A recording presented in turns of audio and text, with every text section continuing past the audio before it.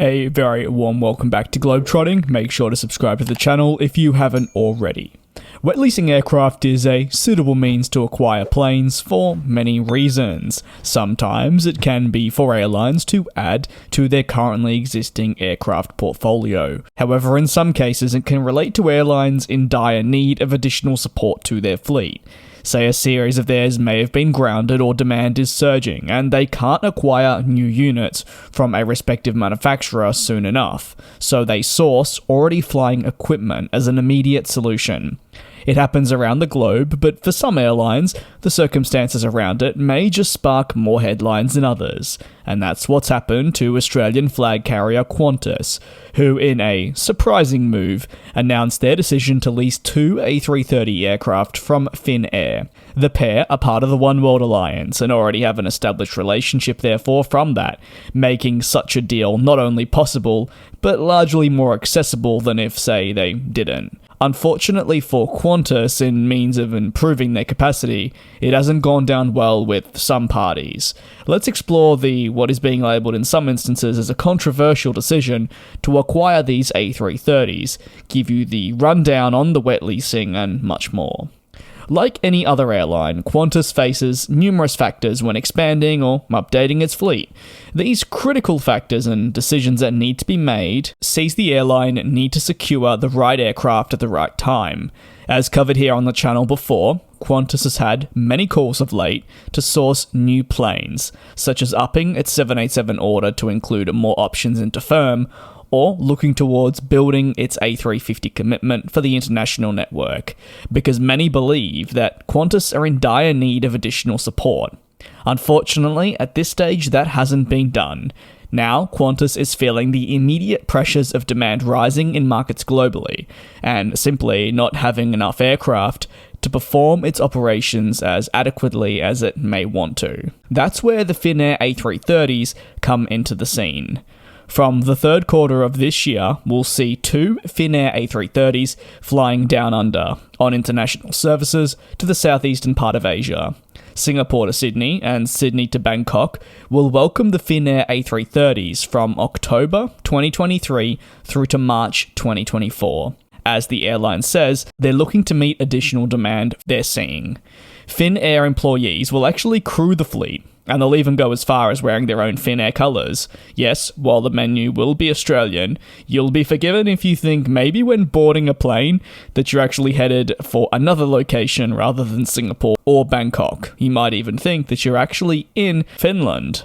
The decision to lease two A330s from Finnair also highlights Qantas looking to address concerns regarding ongoing capacity struggles that have been mentioned before, especially regarding aircraft that can operate international services. With award-winning service, a very spacious cabin, and a new state-of-the-art business class that has many people turning their heads, it's meant that the acquisition of two 330s from Finnair on a wet lease in the summer months has seen many travellers approve and express their excitement to try out the product of Finnair locally down under. Still equally, many have voiced their concerns and criticisms. One thing that is for sure though, Finnair's excellent service headed down under, even if it is only for say 6 or 7 months, certainly isn't a bad thing, with many saying a lesson or two could be taught in terms of service. So, like any decision made by a company, it's not all smooth sailing, and that's undoubtedly been felt with this one from Qantas for the Finnair A330s. It's a decision that has actually been condemned by the Pilots Association within Australia, and quite publicly. But why exactly? Well, they've outlined multiple vital key points that they believe have led them to this decision. To begin with, there's a concern that by leasing these aircraft, the Australian flag carrier is highlighting how poor management and future planning have resulted in them, for better words, coming up short.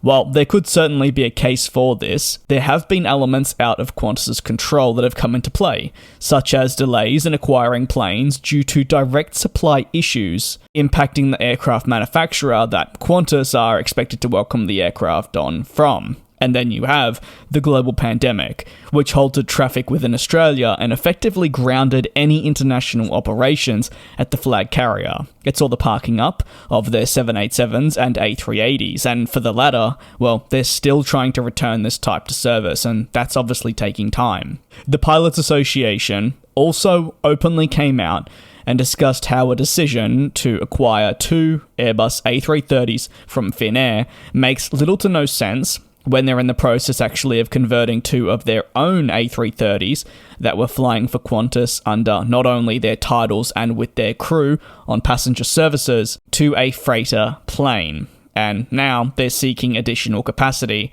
because they're struggling to meet demand levels. It's a funny one that the Pilots Association has pulled up on. The association went on to further add that they see the method of what Qantas is doing as far more expensive actually overall than just flying their own aircraft. However, as they've decided to convert existing A330s and have capacity issues, wet leasing can undoubtedly be identified as their only short-term solution, because without this, you could argue that they'd be in a worse position from the get-go. And like mentioned at the beginning of this video, wet leasing is a very popular alternative for airlines that need a short-term and more immediate fix. Because if they want to place a direct order with, say, a manufacturer or through a leasing company to the manufacturer, you're still looking at years and years of wait times before aircraft can be delivered. And if you have an immediate problem, well, then that's not really going to help, is it? It's crucial, though, for Qantas to meet demand across its network. They've recently announced a mammoth expansion taking place from October, with more routes, more aircraft being deployed, new routes as well, increased frequencies, and so much more. And after many years of tough times, the company has outlined a recovery plan as it looks to soar past pre-pandemic levels for international operations. And yes, addressing concerns from the Pilots Association is an avenue that they may be forced to head down just to provide some additional clarity.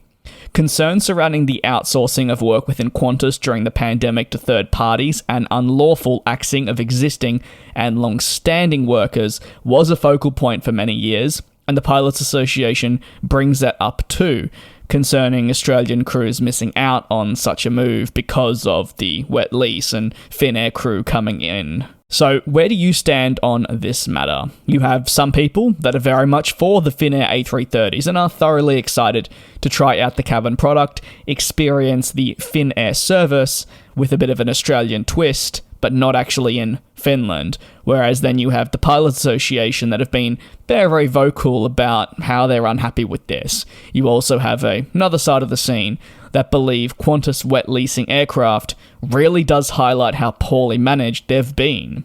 Again, I don't think there's many airlines out there that are going through as much as Qantas, from key executives departing the airline to a major, and again, I can't emphasize this enough, a major overhaul of both their narrow-body and wide-body fleets over the coming years. A lot is going on, and it feels as if maybe the airline is struggling to even keep up with all of this. And what are your thoughts? Again, thanks a lot for your support. Take care and be safe, and I'll see you next time. And we'll fly.